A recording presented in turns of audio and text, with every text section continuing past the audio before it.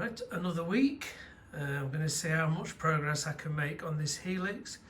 It's absolutely freezing outside. It's -4 when I've just come out and had a look. So I've got the heaters on full blast just to set the chill off. I'm going to start thinking about the next steps and trying to make these two little donuts look something like a helix.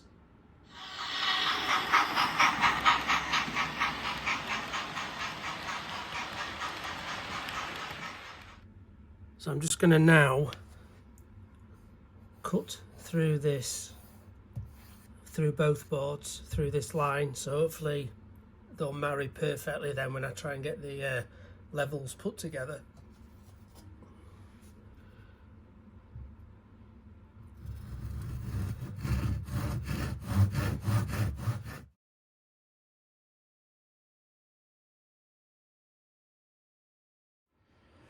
Right, so I'm now just going to try and work out what clearance I'm going to need between the levels, which will help me work out the gradient. So I'm just looking at, this is my normal layout. It's got 2mm cork under the track, but I've bought that 5mm underlay, you know, the cheap sheets for flooring, so I'm going to have to allow 3mm for that. So if I just use roughly that's 70mm, and there's a good clearance there. Now the reason I'm having to do this is it'll become apparent with the design of my helix. I'm going to have to put some supports underneath to allow for the threaded bar. So I'm possibly thinking I need to make sure there's at least 80mm. That'll allow for the extra thick underlay and also the struts underneath, which I'm going to be using. These are 9mm. These are pre-cut MDF. These are more remnants from the panelling that I did in the house. So the plan is they're going to go underneath to receive the threaded bar. So what I'm going to do, that's the cut there. So I'm going to keep that clamped onto that one because that's 0. I'm going to take the remaining clamps off all the way around, and then under this edge I'm going to put a piece of timber 80mm thick, and then down at this other end it'll be 40, then I'll put a piece 20 at 90 degrees there and 60 there, so that hopefully will give me a rough idea of what it's going to look like.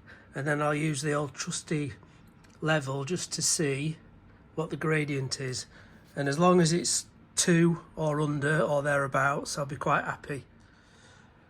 Now, I know this is probably not very scientific, but you can maybe just see there's a 20mm spacer there, and then over here it's 40. Behind me just down here I've got one at 60, and then over at the top is 80, so that's like one full loop 80mm. And I know it's not going to be a true reflection because there's still quite a bit of give, but when I put this over there, it varies up to 1.4, 1.5, 1.4, 1.5 there, and it's the same with these. So, you know, in terms of gradient, quite pleased with that. So in my mind when I started this, it's a case I suppose that measuring twice, cut once. I was in man. I had the fourth radius was 572mm, so I was measuring out from that to the edge, thinking I've got loads of clearance, not realising the 572 is actually the centre line. So when you get the fourth radius track on, there's not enough meat worth of board left to be able to get the rod down and leave enough clearance. So what I'm going to do, I've marked 8ths, so there's 8 of those all the way around, and these are all the offcuts of the panelling I did inside. So now I know I've got clearance. These are going to be cut to size and put underneath there, and then the threaded bar will go through there. Hoping that will work. I've got enough of these to do 2 layers, so I'll start measuring, cutting and see what happens. The one thing I did forget to do, which is even more important, being as I was cutting this inside and not outside, was wear a bit of face protection. You know, it's nasty stuff, this MDF dust, so schoolboy error there, and note to self, I will wear a mask if I've got any more of this to cut. So just trying to speed things up a bit, I've made a template out of this one piece so I know where to drill the holes. Got it wrong, hence there's a hole there, so ignore that. And then I'm just clamping 4 together at a time and drilling through, so all in one go.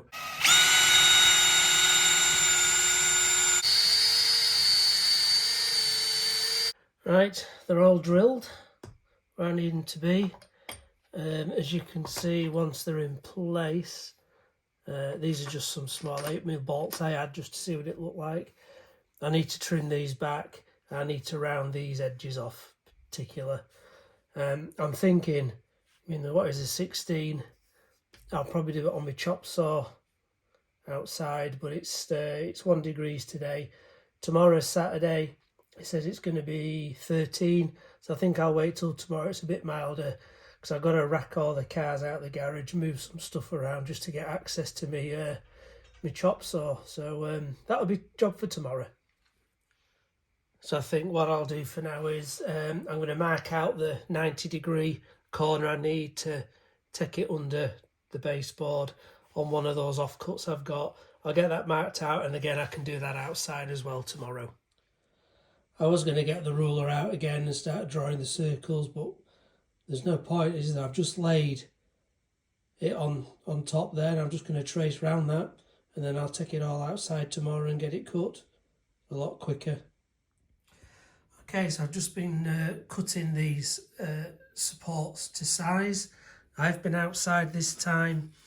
I've used my chop saw, cut them to the right length, and I've just taken the corners off each one just to get rid of the sharpness. And I did put my mask on this time, so that's all been done outside.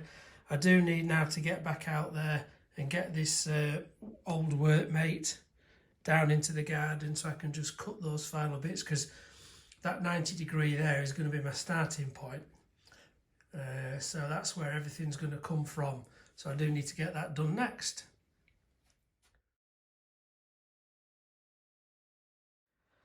It's quite a complex thing actually trying to do this helix. Something else I've just chucked into the equation is it's going to come off here and round. I'm using 3rd and 4th radius set track, so it's set track centres. When I put these in, these are streamlined, so I've somehow got to hope I've got enough room from there to the start of the curve just to bring these 2 tracks out. Probably a couple of pieces of flexi track just to widen them so they meet up. And I'm sure there's enough room, to be fair. And we all have a challenge, don't we? I was just desperate to get one of the loops in just to see clearance wise. It's looking pretty good. I've just roughly used a spirit level just to try and get it where I think it's going to be. With a cut, I was able to slip it round that support there, so there might be enough room even to get inside still with that support in place. So that's not looking too bad actually, quite a bit of clearance. So the more I've thought about the plan of attack under here, thinking I'll be able to manipulate it in, I've still not got anywhere to build it. Well, there's room in the garage if I move the cars, but getting it up the stairs, I'm just worried I'm going to distort it and damage it. So it's going to be on a platform. So my thinking now is I'm going to build the platform because it'll tie into these 4 legs. So 1, 2, 3, and there's one just over there. And the platform needs to have, part of the structure needs to be able to receive the bottom of the threaded rod. So I think how I'm going to build that, and it'll tie in the 4 legs as well. So I think I'm going to build it in situ at floor level so it fits exactly, and then build the helix on top on floor level because I've got enough room to get under there. It'll be a bit cramped, and once it's all done I'll be able to just lift it up and fasten it at the right height to these 4 legs. So I'm using 18mm loft boards just to create a solid base for the helix. And I've been measuring and measuring, and I just can't understand why I can't get my levels right or my cuts right. So I've been using I bought this set of 3 of these a while ago, using them, and I'm using the longest one because obviously it can do the whole width. And I just thought I'd have a look at it because it didn't feel right. So that's your framing square, and I can't believe how far off square that is. I don't know if that shows. Can you see the movement? So that's about as useless as I don't know what. So at least I know before I actually cut any wood.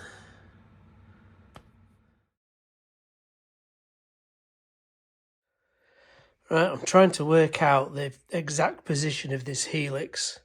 So I've got my trusty laser level out,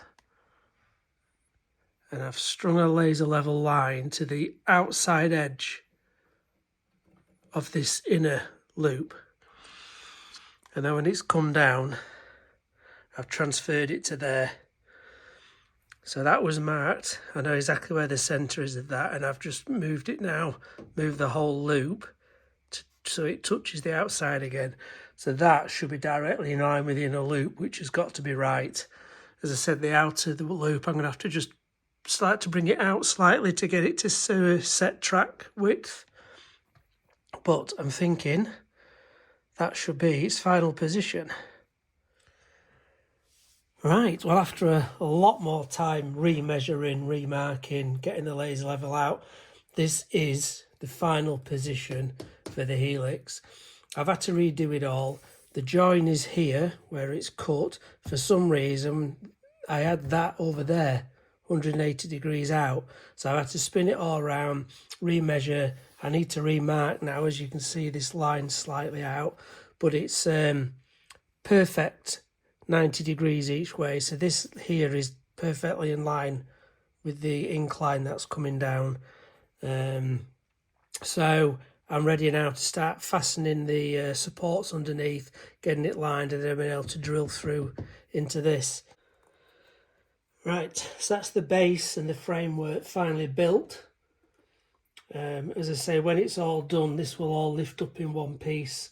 I might need some help with that, and then fasten it to the frames. So I've used 18mm loft board. It'll need some trimming still to go around there. You can see I've trimmed some, but there's still some to go. And it's built on a frame of this. So what's took the time is I've had to make sure the frame's strong enough to support it all without any warping. But I've got to make sure that where the rod goes down, there's none of this in the way, because I want to use these on the bottom of the chipboard. So they'll go at the bottom, lined up perfectly, and I'll screw the rod into there, then build from. So it's took a little bit of working out, but happy where we are. As I say, once it's built, I'll do the rest of the trimming. So the next steps will be just to double check with the laser that I've got this in the right place, and I'm going to start gluing the first layer of these onto the bottom of this, and when it's perfectly lined up, I can mark to be able to drill through the base, ready to accept these and the rod itself. That's the first layer of supports marked and glued in place now, and I've just weighed them down with whatever I could get hold of. This one at the front, obviously only half glued, because this is where the layer is. I've just put a ruler under that side to make sure it doesn't stick unnecessarily. Once they're dried, I can then mark through onto this and drill through just to start for the threaded rods. I've still got the rods to cut to size, and I've still, which I really need before I go any further, over there I still haven't cut that quarter turn out, still sat there, so I've got to get round to doing that, and then we can make some progress. But I'm going to let this dry overnight to make sure it's got a really good bond. I've used PVA, but I've used the exterior extra strength one. Finally got that quarter turn cut. It's now got its little brackets underneath, or whatever you call them, supports. Lined them up perfectly, had the torch down to make sure the holes are spot on. So that's just on top now, all weighted down. Obviously when it's dry, it does actually go underneath. does mean overnight now it'll dry solid and I can start getting on with the rods. So in amongst all this planning and measuring, you've probably noticed a slight tweak to some of the supports. So I've had to put an extra leg in there and an extra leg in here, purely because I was taking all my measurements from this one, but obviously that was the original leg, and since I've built this which comes out, so I need a straight edge there. So I've put these two in just to bridge that gap and make it parallel. So I take all my measurements from there so it fits right. As I'm now ready to start looking at the threaded rods, I just wanted to be sure first that these bottom bits would pull in okay, because it's really dense stuff, is this loft boarding. So I've just I've drilled the right size hole to be really snug, and it was 9.5mm. So I've got that through, and I've just used a bolt, one of the 8mm bolts, with the nut and the adjustable spanner. I've had to hold that in place like that, and then just use the spanner, see if it will pull up tightly. And I think if we oops, mind my hand, just look underneath, that's quite a good snug fit. So I'll do the same now on the main base. I'll go around, do all 16 holes, I think it is, and then use this bolt to pull that bottom bit in, and then we'll start cutting the thread to length. Right, so it's clamped in place, and I'm just now starting to drill the pilot holes so I know where to go through the base to receive the rods.